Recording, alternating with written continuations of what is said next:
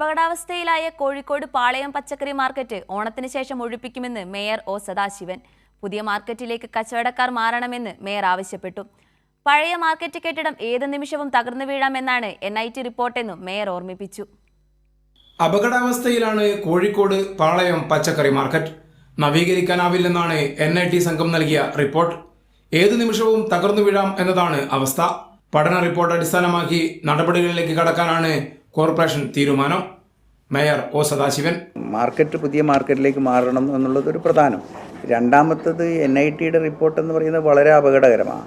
മറ്റൊരു കെട്ടിടത്തെ പോലെയല്ല ആ കെട്ടിടത്തെ പറ്റി പറഞ്ഞിട്ടുള്ളത്. ഒരു തരത്തിലും അത് റിപ്പയർ ചെയ്യാൻ കഴിയാത്ത വിധത്തിൽ അത്ര അപകടകരമായ നിലയിലേക്കാണ്. അതുകൊണ്ട് ഒരു കാരണവശാലും അതിൻ്റെ അകത്ത് മാർക്കറ്റ് പ്രവർത്തിക്കുക എന്ന് പറയുന്നത് നിയമപരമായി സാധ്യമല്ലാത്ത കാര്യമാണ്.